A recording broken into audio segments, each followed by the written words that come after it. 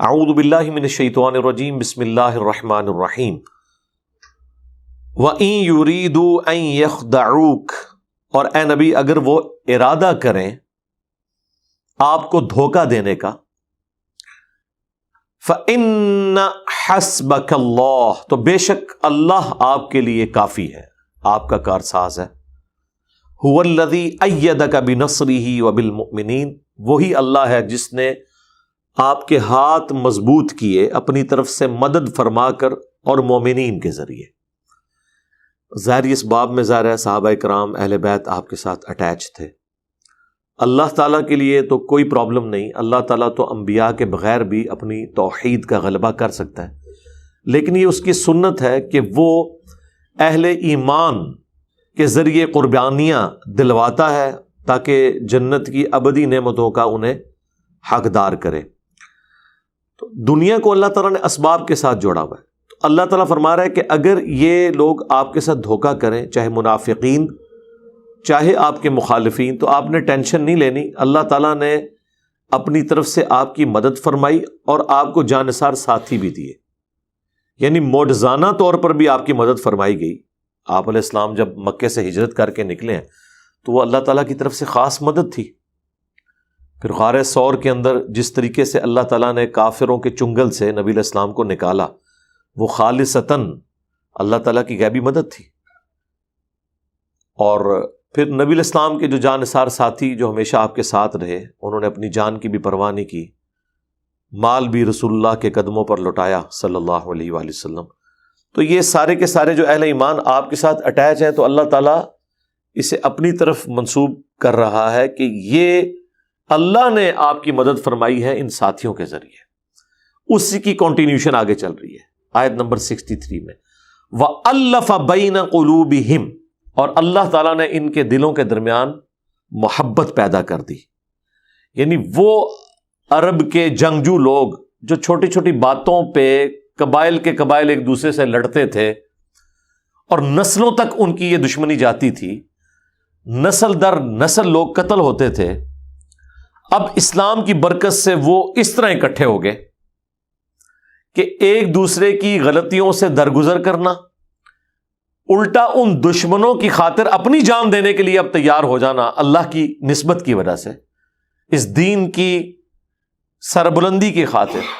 یہ اللہ تعالیٰ نے اپنی طرف منسوب کیا کہ اسلام وہ دولت ہے جس کی وجہ سے اللہ تعالیٰ نے ان میں یونٹی پیدا کر دی، ان کے دلوں میں جو ایک دوسرے کے خلاف نفرت تھی اس کو محبت میں بدل دیا۔ لو انفقت ما فی الارض جمیعا، اور اگر اے نبی تم زمین میں جتنا مال ہے یہ خرچ کر دیتے، ما الفت بین قلوبہم، تب بھی ان کے درمیان الفت نہیں پیدا کر سکتے تھے، پیسہ خرچ کے بھی وہ محبت نہیں پیدا ہو سکتی تھی ان دشمنوں کے درمیان، جو اللہ تعالیٰ نے دین اسلام کی برکت سے آپس میں ان کے لیے محبت پیدا کر دی۔ وَلَٰكِنَّ اللَّهَ أَلَّفَ بَيْنَهُمْ، بلکہ یہ تو اللہ ہے جس نے ان کے درمیان الفت پیدا کر دی، محبت پیدا کر دی۔ إِنَّهُ عَزِيزٌ حَكِيمٌ، بے شک اللہ تعالیٰ غالب ہے، حکمت والا ہے۔ نبی علیہ السلام اور ان کے ساتھی تو بڑے جانثار تھے، ان کی تو مثال، یعنی انسانیت کو ناز ہے ایسے لوگوں کے اوپر۔ آج بھی آپ حق کے لیے آواز بلند کریں تو اللہ تعالیٰ نے اس دنیا کو نیک روحوں سے خالی نہیں چھوڑا ہوا، ہر زمانے میں جانثار لوگ کھڑے ہو جاتے ہیں وقت میں ان مجاہدین کے ساتھ جو اللہ کے دین کی سربلندی کے لیے کھڑے ہوتے ہیں، چاہے وہ تعداد میں تھوڑے کیوں نہ ہو، لیکن انہیں بات جب سمجھ آ جاتی ہے تو وہ اپنا تن من دھن اس کاز کے لیے لوٹا دیتے ہیں۔ اور یہ اللہ کی نسبت اتنی مضبوط ہے کہ پھر انسان اپنے ان قریبی رشتہ داروں کی بھی پرواہ نہیں کرتا جن کے ساتھ خونی رشتہ ہوتا ہے، جن کے ساتھ محبت آپ نے ارن نہیں کی ہوتی بلکہ آپ کی نیچر اور جبلت کے اندر ہوتی ہے۔ یعنی کسی بیٹے نے اپنی ماں کے لیے یا باپ کے لیے جو محبت ہے یہ محنت سے حاصل نہیں کی، بلکہ یہ اللہ تعالیٰ نے اس کی جبلت میں ڈال دی ہے۔ اسی طریقے سے کسی ماں کے دل میں اس کی اولاد کے لیے محبت یہ اس نے ارن نہیں کی بلکہ اللہ تعالیٰ نے اس کے دل میں ڈال دی ہے، یہ اس کی انسٹنکٹ ہے۔ لیکن وہی ماں باپ، وہی اولاد اگر اللہ کی نافرمان ہو، اللہ کی باغی ہو، تو وہی محبت کرنے والے لوگ جن کی دوستی اور دشمنی کا معیار اللہ کی ذات ہوتی ہے، وہ ساری چیزوں کو پسے پش ڈال دیتے ہیں اور سب سے پہلے اللہ از دا ٹاپ پرائورٹی دیکھتے ہیں۔ بالکل اس طریقے سے وہ عرب کے قبائل جنہوں نے پوری زندگی آپس میں ایک دوسرے کے ساتھ لڑائیاں کی ہوئی تھی، نفرتیں تھیں، جب اسلام قبول کیا تو ان کی کاز ایک ہو گئی، اللہ کی رضا، تو انہوں نے اپنی وہ دشمنیاں بھی بھلا دی اور نبی علیہ السلام کے مبارک جھنڈے کے نیچے وہ جمع ہوئے، اور پھر اللہ تعالیٰ نے قرآن بھی ان کو دے دیا ان کی اپنی زبان کے اندر۔ پھر اس یونٹی کی برکت سے، قرآن کی برکت سے اور ایک اچھے لیڈر کی لیڈرشپ کی وجہ سے ان عرب کے بدوؤں کو اللہ تعالیٰ نے دنیا کا امام بنا دیا۔ تو یہ اسپیسیفکلی اللہ تعالیٰ کی خاص کرم نوازی ہے جس کا اللہ تعالیٰ احسان نبی علیہ السلام کے اوپر بیان کر رہا ہے کہ یہ ہم نے کیا ہے، اگر تم زمین کی ساری دولت بھی خیرات کر دیتے نا، تمہیں جانثار ساتھی نہ ملتے، یہ اسلام کی برکت، اللہ کے ساتھ جو کمٹمنٹ ہے اس کی وجہ سے۔ اور یہ بھی نہ سمجھیے گا کہ یہ کوئی ایک جذباتی چیز ہے، ورنہ مجھے بتائیں یہاں تو لوگ کسی کے ساتھ ایفیلیشن رکھتے ہیں جذبات کی بنیاد پہ، کسی کی دولت کی وجہ سے، کسی کے حسن کی وجہ سے، کسی کے اخلاقیات کی وجہ سے۔ اب یہ ساری چیزیں نبی علیہ السلام کے اندر موجود تھیں، لیکن اس کے باوجود آپ دیکھتے ہیں کہ بعض لوگ پوری زندگی نبی علیہ السلام کے دشمن رہے اور انہوں نے دشمنی آخری درجے تک نبھائی اور کفر کی حالت میں دنیا سے گئے۔ تو اگر شکل سے ہی کوئی اٹریکٹ ہو جاتا، اخلاق سے ہی کوئی اٹریکٹ ہو جاتا، تو ابو جہل بھی کلمہ پڑھ لیتا، ابو لہب بھی کلمہ پڑھ لیتا۔ اور وہ لوگ جنہوں نے کلمہ پڑھا، کئی سال دشمنی کے انہوں نے بھی تو نبھائے ہیں۔ یہ تو نہیں تھا کہ اس وقت وہ کسی اور شخصیت کے مقابلے پہ کھڑے ہوئے تھے، یعنی خالد بن ولید 19 سال تک کافر رہے ہیں، شخصیت تو وہی تھی، بس جب اللہ تعالیٰ کی طرف سے فیصلہ آ گیا تو وہی شخصیت سب سے محبوب بن گئی ان کے لیے۔ جو مسلم شریف میں حضرت عمر بن عاص کی حدیث ہے، بڑی رقت انگیز، کتاب الایمان چیپٹر میں، جب وہ اپنی موت کے وقت اپنے بیٹے کو اپنی زندگی کے 3 ادوار بتاتے ہیں، اس پہ آپ میری ویڈیو بھی دیکھ لیں، عمر بن عاص کی موت۔ اس میں وہ کہتے ہیں کہ ایک میرے پہ وہ زمانہ تھا کہ رسول اللہ سے بڑھ کر مجھے کسی شخص سے اس پلانٹ ارتھ پہ نفرت نہیں تھی، اور اگر اس وقت میں مر جاتا تو سیدھا جہنم میں جاتا، اور میری یہ خواہش تھی کہ مجھے موقع ملے تو میں انہیں قتل کر دوں۔ اور پھر ایک وقت آیا کہ اللہ تعالیٰ نے میرا سینہ اسلام کے لیے کھول دیا، یعنی انہوں نے اپنے اس فضل کو اللہ کی طرف منسوب کیا۔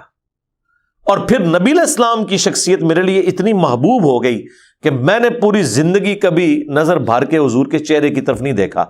اور اگر تم مجھ سے یہ کہو کہ میں نبی علیہ السلام کے چہرہ مبارک کے خد و خال تم سے بیان کروں تو نہیں کر سکتا۔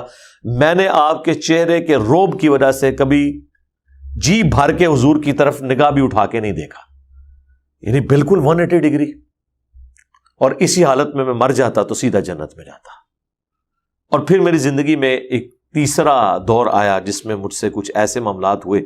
اب میں اللہ سے امید کرتا ہوں کہ اللہ تعالیٰ